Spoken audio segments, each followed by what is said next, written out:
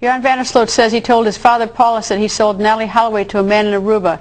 Joran says he recorded conversations between his father and him that refer to this sale and could possibly corroborate what he told us on tape. In a moment you will hear one of those recordings that Joran says took place in early 2008.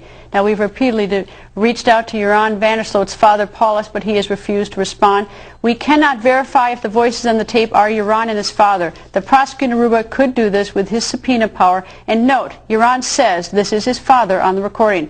We had two different experts analyze if the recording was altered. One expert is confident it is not altered, while the other expert has concerns that the recording may have been modified. Here it is. Hoi papa, hoe gaat het? Ja, met goed, wel. Ja, ik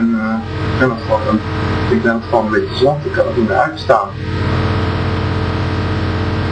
Joran, je moet gewoon volhouden. Kijk, je wil gewoon dat het over is, het maakt niet uit wat er met je gebeurt. Ik snap het, maar er zijn niet altijd veel dingen gebeurd. Je moet gewoon sterk blijven. Best het komt echt niet. Het is een bot. Joran, je hebt geen andere keuze.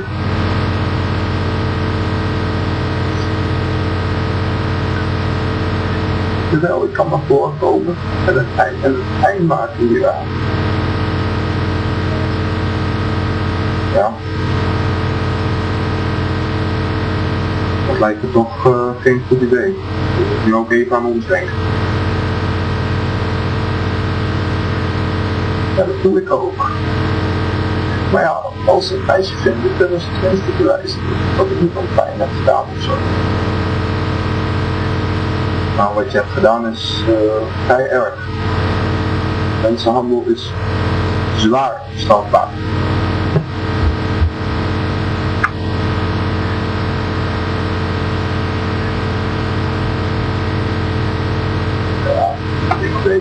Maar ik wist toch ook allemaal niet dat het zo lijkt.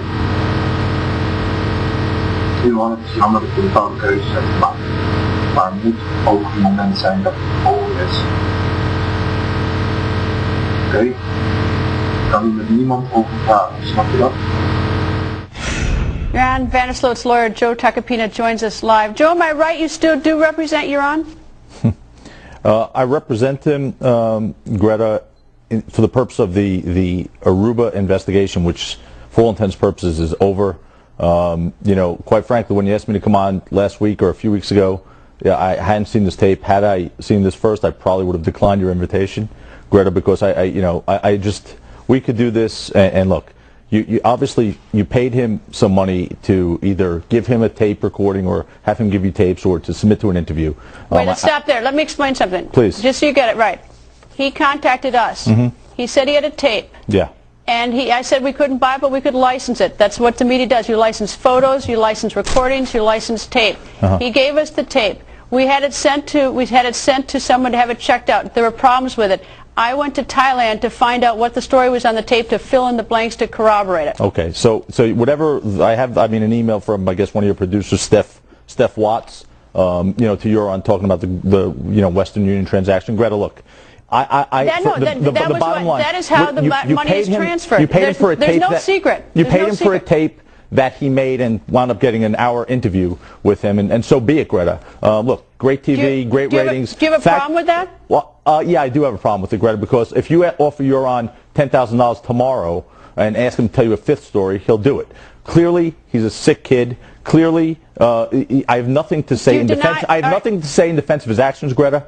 Okay. But I still tell you, and I stand by the notion that the investigation regarding the disappearance of Natalee Holloway has not led to Joran. That's the bottom line. No one expects anyone to believe anything this kid has to say anymore. Quite frankly, he's on the verge he's on the verge of sociopath and despicable. Explain something to me, Joe. Please. Explain to me, according to the timeline, I'm trying to figure this out because, you know, I really want this investigated. That's why we're bringing this information forward. Because, you know, now stop. There's been resistance from the Aruba. There's been resistance from you, which of course that's your job as the lawyer. I understand that, and I have an appreciation for a defense lawyer. I know you do. But we have this, he comes to us and he says, look, I have my father on tape saying that about the human trafficking. This explains what happened. I'd like to find her alive, is what he told us. Of course, I didn't believe that it was true, that she could possibly be alive, but he said that he sold her. So I said, you know, what do you have? And he came to us. We didn't go after him. Greta, that's fine, but look at the source. I mean, he's told so many different versions. All right, well, what about his father? Is his how do you justify what his father said on his tape? Is his father also telling all these different versions? Skip, you're right. Is the tape made up? I spoke to Paulus last night as this was going on. I mean, talk about a guy who's just, you know, you don't know Paulus. I do. Paulus is a simpleton. Is this tape made up? Is this tape just crazy? Paulus absolutely denies ever having that conversation, ever. Okay, so yes, I believe that tape's old. And think about it, Greta. Think about it for a second. Will he give us a Greta, voice let me finish my sample sentence. so we can do a comparison? Hold on a second. So we can check it out. Listen, I'm willing to check it out. Greta, just hold on a second. Well, think about the logic of this. Joran calls you and taped the recorded incriminating conversation with his father. Why? For what purpose? So he could sell it to you? I mean, why would he have an incriminating tape recorded between himself and his father? I'm trying to. All I want to do, Joe, is try to find out. But Greta, honestly, if that's the case, why in July did you have this interview, and why has it not been turned over to it? Why don't you just send it to the authorities? How about the FBI? Did they get a copy of this?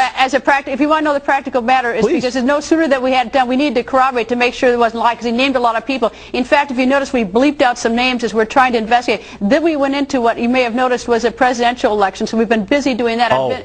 But you don't have to do this investigation, Greta. Give the tape to the FBI. They're not involved in the presidential election. The FBI has no jurisdiction over this. For God's sake, they can't investigate? You know they investigated this case. Joe, let me find out one thing. If this is a made-up tape, give me a voice sampling from Paulus van der Sloot so that I can do a voice comparison analysis. There's a forensic way to do that. Get that for me, Greta. and if this turns out to be a lie, I'll say this tape is a lie. Fox News does not, as much as I respect you and this network, Fox News is not the end-all be-all for investigative services. There's a law enforcement agency involved. So you don't just say give you the power of attorney or give him a voice exemplar. If you're saying that this tape is a fraud, I'm willing to investigate it, and I'm willing to say if it is a fraud, I'll say on the air, we did this analysis of Paulus van der Sloot's voice to the tape, and it's wrong. I'm willing to do that. But if you come on and tell me that's not true, at least give me the ability to prove or disprove it. Let me say this. I am not saying it's true or not. I am telling you what Paulus said. I wasn't there. I wasn't a witness to any of this. I'm telling you what the investigation... Call Paulus up right now when you go into the green room and say, Paulus, give him a voice sample if this is a fraud. Greta, why was this tape not sent to the authorities then? I mean, why hold it to like November if they did this in July? If you really think, because you said on the interview last night, you said to Joran when you were trying to get him to speak, you said, what if she's still alive, Joran? I still think there's a chance Natalee could still be alive. Time is of the essence. Joe, why? Because you know what? Unlike you and others, I've been spending my weekends actually working on this case. Do not criticize me for not working. It's 2008. Listen, don't be defensive, please, Greta. No. I'm not criticizing you for working, but send the tape to an authority. Send the tape to an authority. That's all I'm saying. I'm not saying you're not working on it. If they're willing to use their police power and subpoena power to subpoena a voice exemplar from Joran van der Sloot, and our FBI doesn't have the authority, but the Reuben prosecutor does, he's got it. He can have it. So you have conditions on giving over possibly incriminating evidence? Give him the tape. Send him the tape right now. To do something, not sit on it. Not to just sit on it. Well, I have no control over that, Greta. You know that, okay? You know I have no control over it. You do have control over getting a voice sample from your client. Get it? You and I can both go to the forensic expert together. I'll go with you. Greta, I know for a fact I don't, because you said it many times last night. That doesn't make sense, Joran. That doesn't make sense. You don't believe a word he was saying on that interview last night, do you? You're dodging. You're dodging. No, Give me the voice sample. Listen, Give me the voice sample. It's not my voice. Give me the voice sample, and you and I both go. Greta, Joe, I got to go. Send the tape over to the investigators. I'll give you a voice sample. Yeah, right. They're real busy investigating. Joe, thank you.